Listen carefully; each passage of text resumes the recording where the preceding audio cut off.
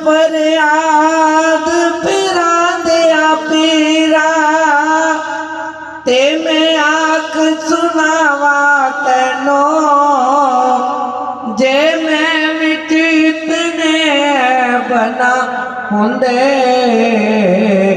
ते दाता तू बख्शेंदा किनो ओ किसे आसरा माई ते बाप दादियो ते किसे आसरा भैन ते पाई दादियो ओ किसे आसरा सखी सहेलड़ी दा ते किसे आसरा कुड़म जवाई दा जियो ओ मैनू तेरे बिना आसरा और ना कोई ते मैनू आसरा गुरु शरनाई दा जियो ओ मैनू तेरे बिना आसरा और ना कोई ते मैनू आसरा गुरु शरनाई दा तू ना करे ते और कर केड़ा ते मेरिया सब जरूरतां पूरियां नो ओ लोकी वेखदे ऐ बगुना मेरे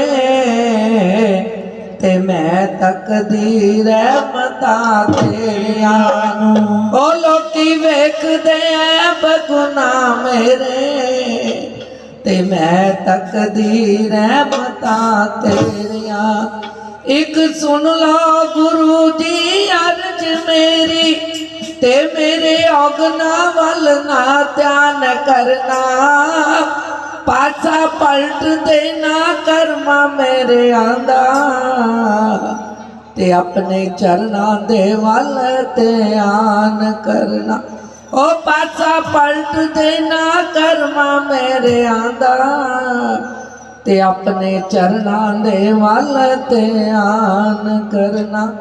बोलो श्री गुरु महाराज की जय, बोलो साचे दरबार की जय। तो प्रातः समझे हृदय सम्राट सुंदर सिंहासन पर विराजमान श्री परमहंस दयाल जी महाराज जी, श्री नगली निवासी भगवान जी, जोगल जोड़ी महाराज जी के चरणों में मेरा पावन चरण वंदना और दूर दूर से आया हुआ श्री सतगुरुदेव जी का प्यारा संत समाज के चरणों में भी मेरा नमन और दूर दूर से आई हुई श्री सतगुरुदेव जी की प्यारी आत्माओं।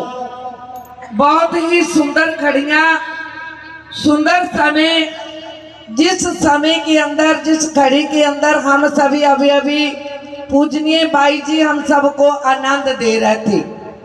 तो कहते हैं कि जब मूसलाधार वर्षा हो जाती है तो उसके बाद जो बूंदाबांदी होती है वो अच्छी नहीं लगती।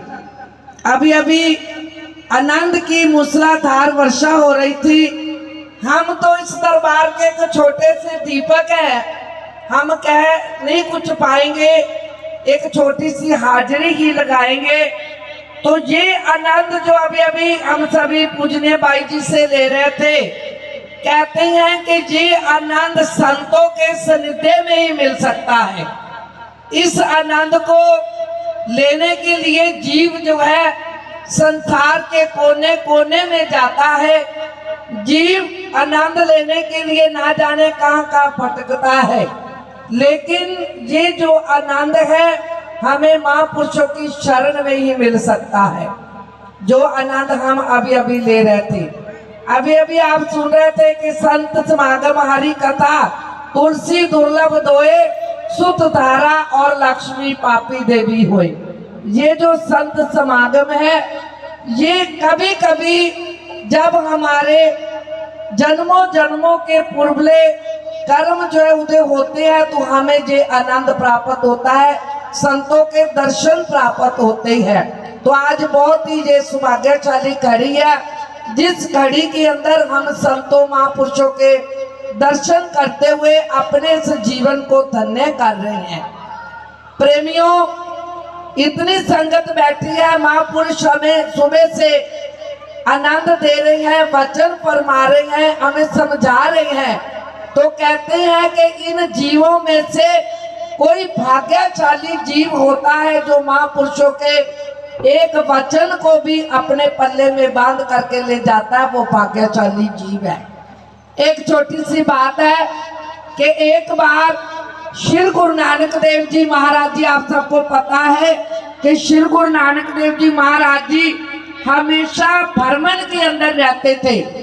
उनका काम ही ये था कि संसार के अंदर हम आए हैं कि दुनिया को तारना है। तो एक बार वो भ्रमण के अंदर चलते चलते किसी गांव के बाहर पहुंचे और वो गांव में कम जाते थे। गांव के जब बाहर पहुंचे तो बाला और मर्दाना उनके साथ था। वहां उन्होंने आसन लगा दिया और बैठ गए। 2, 4, 5, 7 शख्स जिन्होंने भी उनको देखा वो आकर के श्री गुरु नानक देव जी महाराज जी के पास बैठ गए और महाराज जी उनको सत्संग फरमाने लगे कि सिमरन किया करो, सिमरन किया करो, जहां भी जाते यही फरमाते। तो जब सत्संग खत्म हुआ, मर्दाना कहने लगा कि लेकिन करता तो कोई है नहीं, आप हमेशा यही रट लगाए रखते हो। उस वक्त श्री गुरु नानक देव जी 1 मिनट के लिए चुप हो गए और उन्होंने अपनी जेब में से एक लाल निकाला और मर्दाने को दे दिया। कहने लगे कि इसको उसको नहीं पता था कि ये कोई लाल है, कीमती है। उसने तो वैसे ही एक सिक्का समझ करके अपने हाथ में ले लिया और महाराज जी कहने लगे कि इसको जाओ, काम में जाओ और कोई भी दुकान आपको मिले वहां बेच करके खाने पीने का प्रबंध करके आओ। जब वो गांव के अंदर जाते हैं तो पहले ही एक फ्रूट वाली रेडी लगी होती है, उसके ऊपर जाते हैं, कहते हैं कि इस सिक्के को आप रख लो और मुझे कुछ पैसे दे दो ताकि मैं जा करके कुछ खाने पीने का प्रबंध कर सकूं। तो उस वक्त वो रहा था। आगे करियाने की दुकान पर जाते हैं, करियाने की दुकान पर भी वही जवाब मिलता है कि अगर कुछ लेके जाना है, थोड़े बहुत खान पीने के लिए तो ले जाओ, इसको सिक्के को हमने क्या करना है। आगे चले गए, आगे जाते हैं तो वहाँ कोई उन्हें संत मिल जाते हैं। जब संत मिलते हैं तो उस वक्त मर्दाना उनसे पूछता है कि मैं ऐसे ऐसे आया था, श्री गुरु नानक देव जी महाराज जी ने मुझे भेजा है कि कोई ये इसको दे करके कुछ खाने पीने का प्रबंध करो, लेकिन कोई भी इसको ले नहीं रहा।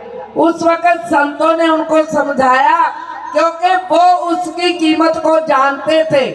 कहने लगे कि इस सिक्के को आप एक जौहरी के पास लेकर के जाओ, जौहरी के पास जाओ, उससे आपको सब कुछ मिल जाएगा।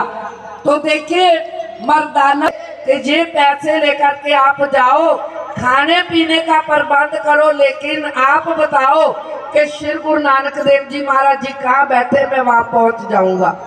जब वापस आए, कुछ पैसे लेकर के आए, सारी बात मर्दाने ने श्री गुरु नानक देव जी महाराज जी को बता दी। कहने लगे कि महाराज जी ऐसे ऐसे मैं फ्रूट वाले के पास गया, करियाने वाले के पास गया, किसी ने उसको नहीं खरीदा, लेकिन मुझे एक संत ने बताया कि इसका मूल्य जो है जौहरी जानेगा वही आपको कीमत दे सकता है।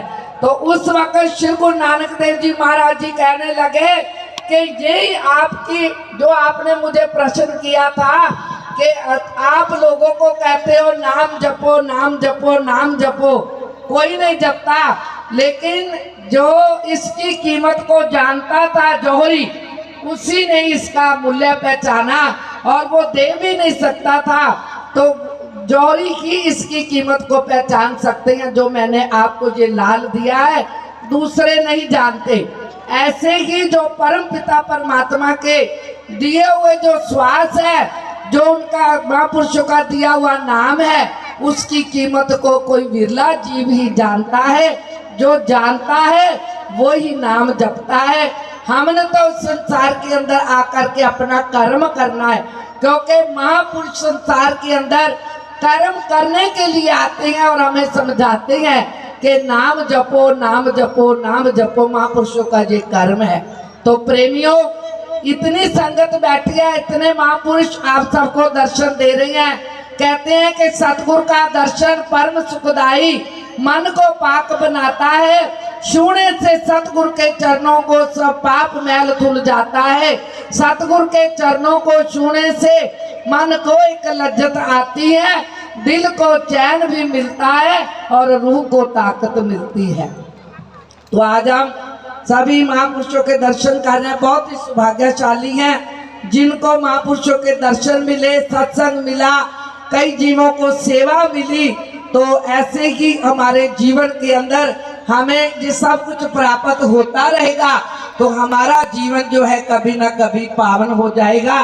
तो सतगुरु के चरणों में सभी प्रार्थना किया करें कि मेरे सतगुरु हमें महापुरुषों के दर्शन देते रहना, सेवा बख्शते रहना और सिमरन करने की शक्ति जो है प्रदान करना। बोलो श्री गुरु महाराज की जय। बोलो साचे दरबार की। तीर्थ गए तो एक बोल मेरे श्री गुरु महाराज की जय। श्री नगली ने